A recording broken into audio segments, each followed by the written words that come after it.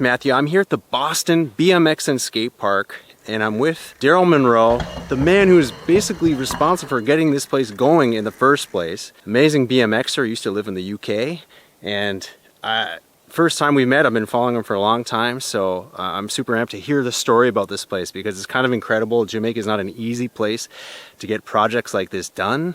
I mean, the first other skate park that was made was in, I believe, 2020, which is the Freedom Skate Park done through an international charity.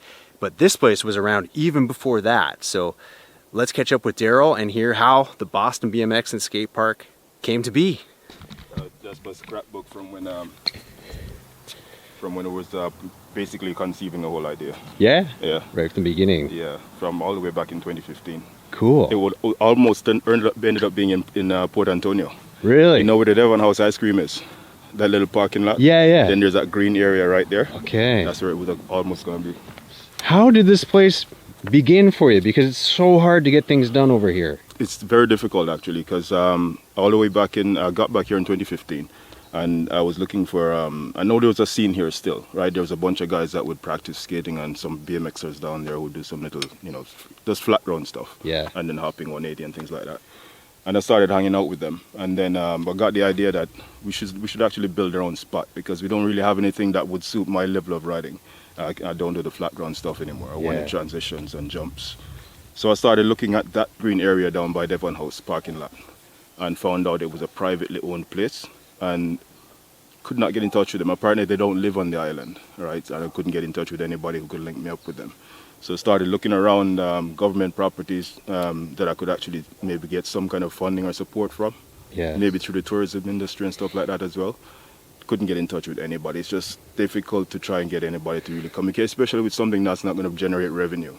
Because this sort of stuff is just pastime sport. Yeah, and a new sport for most people who haven't heard of it. Because from what I heard is in Jamaica, if the parents are going to have their kids in sports, there needs to be some kind of a league or something more organized. Right, so it's not a typical kind of sport, right? Exactly. So that was the main hiccup. Until eventually I was living in Denmark at a period where most of my support for BMX was, right? And I got my old sponsor there, a guy called Albert. He used to have a brand that he no longer controls now, so I probably shouldn't even punch the name. Yeah. But he was posting a competition that usually takes place annually there in Wonderland in Christiania, right? Okay. And I loved that little bowl, right? And I was just there feeling jealous, and I made a comment on that, the comment area in that clip. And he saw my comment and responded. He called me back. Like, I think he called me the following New Year's, about 2017 or something like that. Yeah. And we were talking a little bit on the video, and I had got my house back at that time too. I was just walking around after giving up, piling up stones in the back section of the yard to make my actual own transitions and jump box and stuff like that. And he was there, and I was just showing him and said, this is what I'm going to do, because I miss Wonderland, I miss my riding, all this kind of stuff. I'm going to try and build something in my backyard. And then invited him to come stay over and stuff. Where if you're ready, it's a place to stay. I've got a house now, you can just come hang, right? He called me back the following New Year, and just suggested that he knows a guy who could actually help me with building a skate park out here, and he's going to introduce us. And that's kind of how it got started. Wow. Yeah. Because I remember coming here, my first trip to Jamaica was in 2010. Yeah. And I went to Boston Beach, and they had a little tiny, Yeah. not even a quarter pipe, it was a kind of a bump thing. Yeah, it's like almost like a Jersey barrier. Yeah, right? and I got to skate it. I didn't have shoes on, I just was wearing flip-flops, but a kid let me borrow his board, got to skate it a little bit.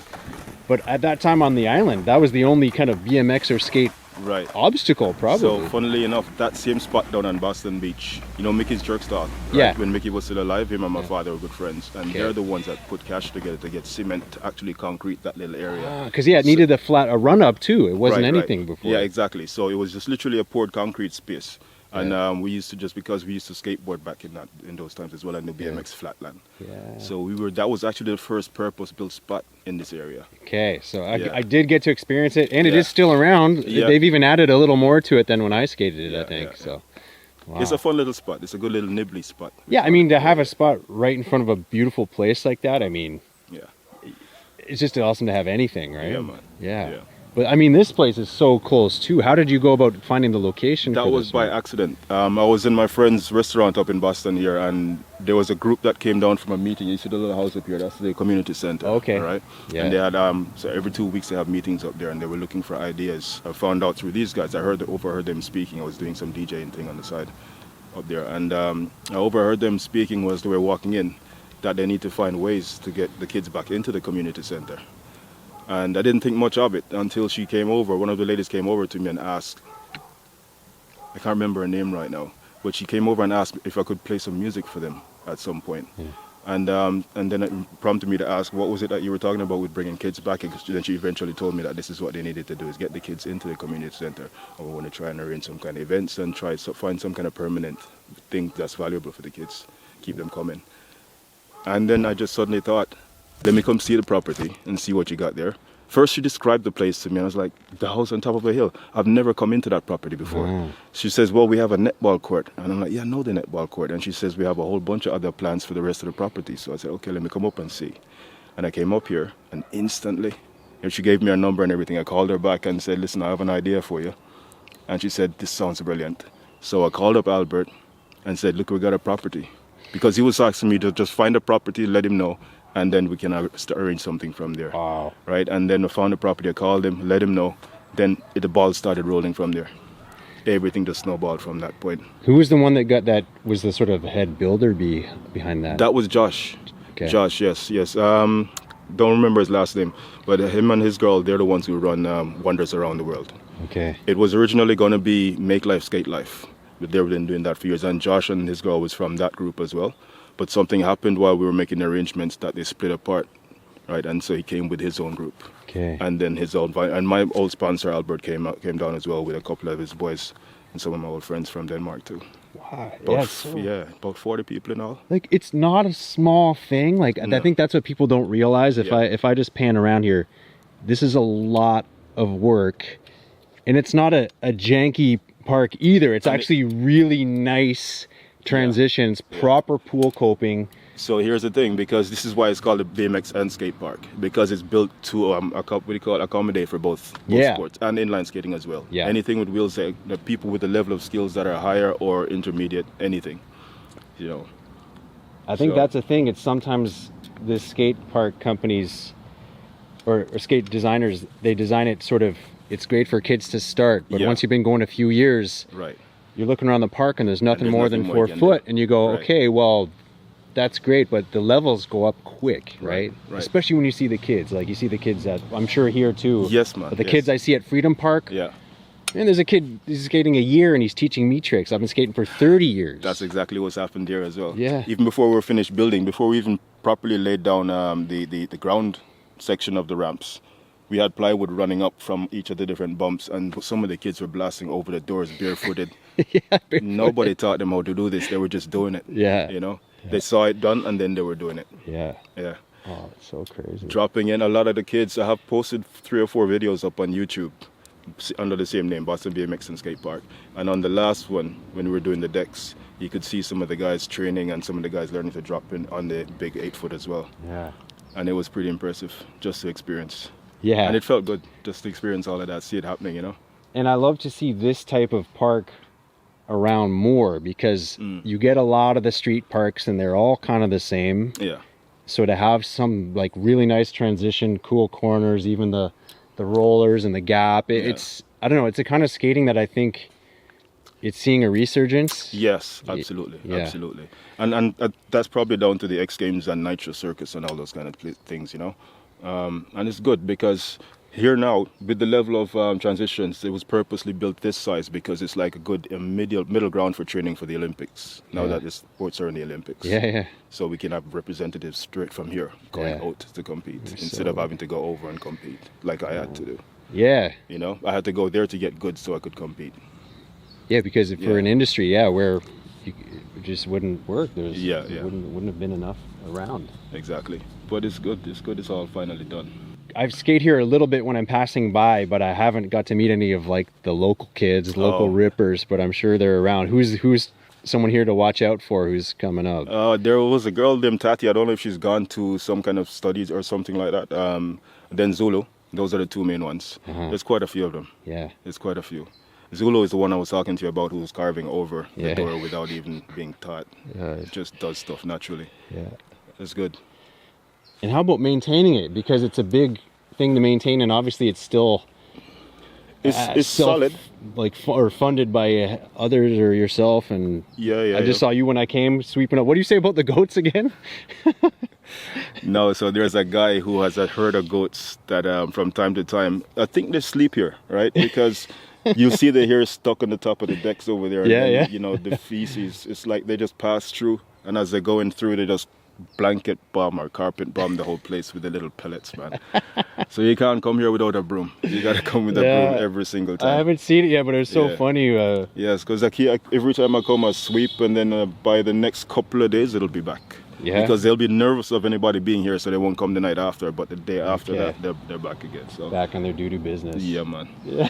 Yeah, I guess it's a problem not many skate parks have. Not doodoo problem. No. Yeah. I did see in Freedom Park they did have a cow walking around the Right. park there, so that was funny. And they have a gate saying like make sure you close it because Right, because of the cow. cows Yeah, and man. goats get in. It's usually leaf and water problems in skate parks, in outdoor skate parks, but Yeah. not doodoo problem, man. Yeah, true. That's a new one.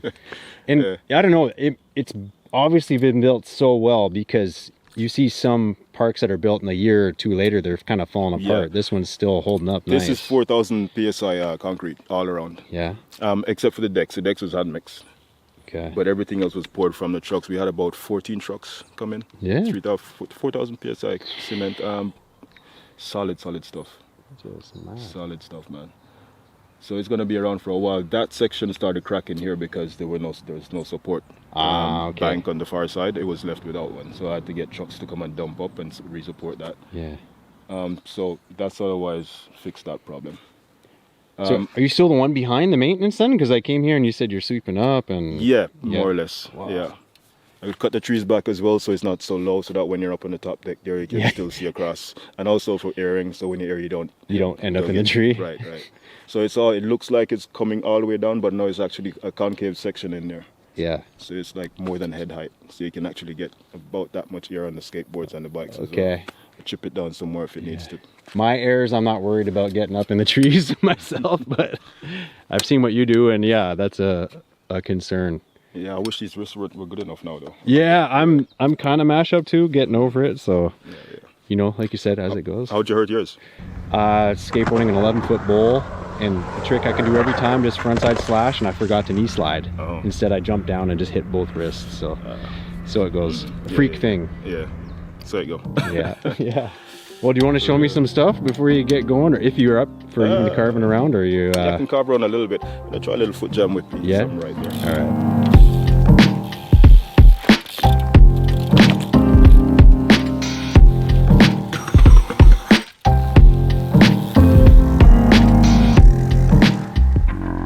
So, Darryl, if people want to support the skate park and the cause here for BMX and skate in Jamaica, what's the best place to find you or donate or? The best place would be over the Instagram. Yeah. And the number's there as well for WhatsApp, if anything. Okay. All right. So we'll link you everything down below Right. for Darryl to get in touch. Yes, please. Yeah. And we haven't got a crowdfunder page at the moment either. We had to close that one down after this project. But we have plans, or I have plans to build an extension for the skate park, a little street sort of area. And I'll post stuff up as and when. Oh, yeah, that would be so cool too, just to have a little Yeah, man. beginner before they warm up for the big stuff. Exactly. And also for people who don't like big transitions. Yeah. Yeah. Which they should learn to love, which I'm learning to love more as I get older. It's like, I don't Exactly. want to jump around flipping. I want to cruise. Right, I don't want to right. just do a little slash. Exactly. That's what I'm feeling lately, so. Yeah, man. All right, well, respect. Good stuff. Yeah. All right. See what we're talking about, goats? Just stepped on goat doo-doo and now it's on the board forever. It's in my Boston memory. All right, we're gonna have a little session while the sunset's still going.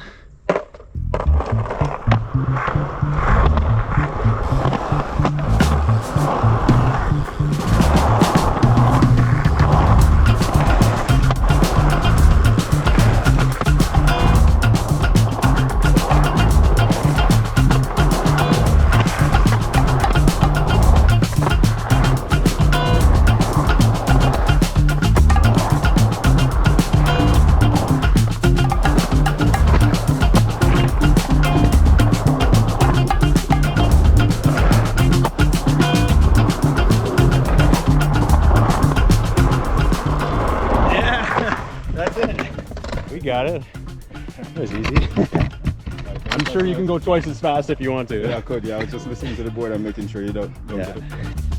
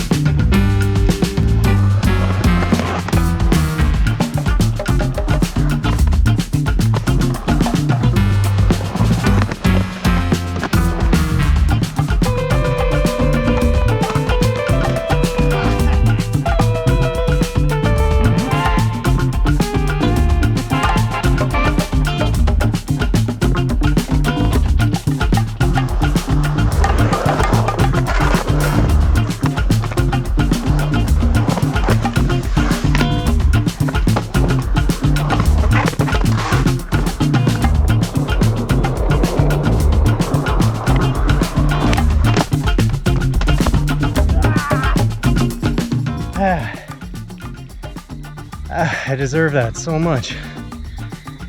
Why am I trying to do a pressure flip?